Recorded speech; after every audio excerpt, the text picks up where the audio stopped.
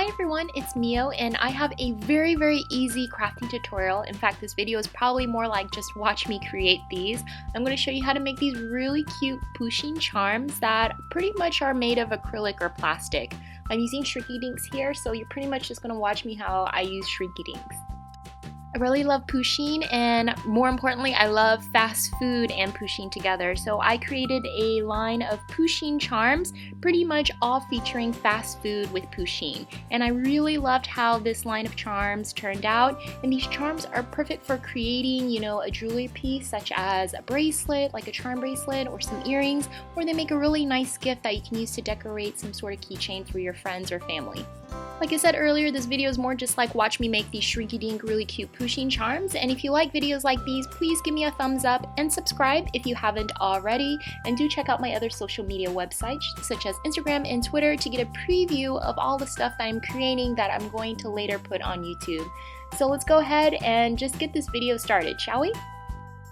So you're going to need a printout of some Pusheen characters. You can print them out from the internet. I actually have a book with a bunch of Pusheen stuff. It's actually a Pusheen coloring book, and I'm going to use this to outline all the stuff I want. I love this coloring book. I actually bought it at a Japanese bookstore, and I love it because it has a bunch of Pusheen stuff, as you can see here. And I'm using Shrinky Dink plastic. I'm using the rough on one edge Shrinky Dink plastic. I'm going to provide a link in the down bar, so if you want to figure out where you can buy that, you can get it off of Amazon. And I just traced everything I wanted with a permanent marker and colored everything in using a colored pencil. I think colored pencil is probably the easiest way to color everything in as of right now. It's easy, you can work with finer details, and you get a lot of options. Markers are nice, but you just get more colors with colored pencils, and it's clean. You don't have to worry about accidentally touching something and your hands are wet, or if you're working on a wet counter, it might smear.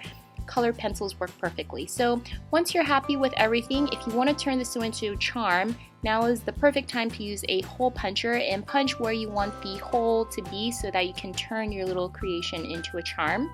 As you can see here, this is where I put the hole. And then with a pair of scissors, you're going to very carefully cut your little pieces out.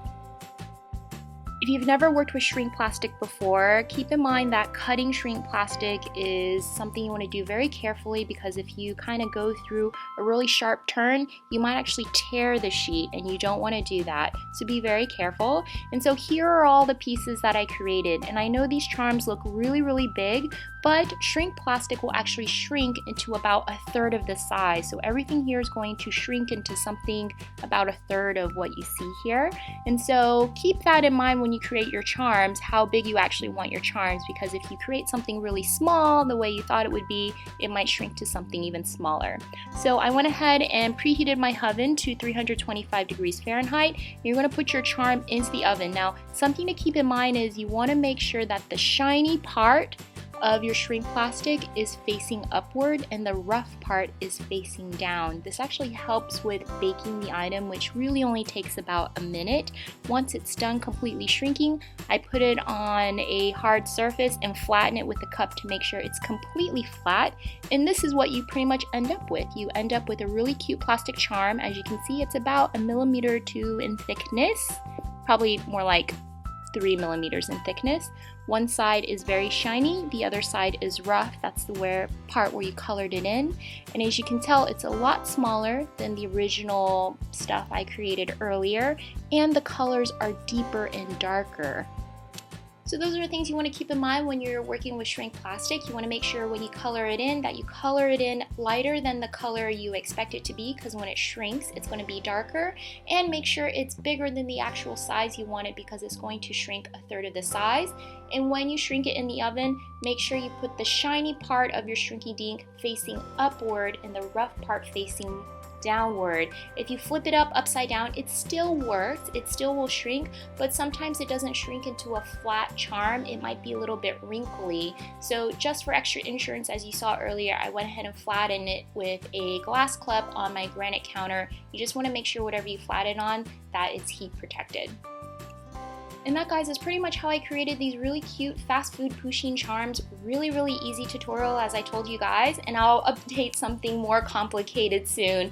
But I hope you guys enjoy this video. For more like these, again, please subscribe and give me a thumbs up if you haven't already, and do check out my social media websites, Instagram and Twitter, to get previews of stuff to come.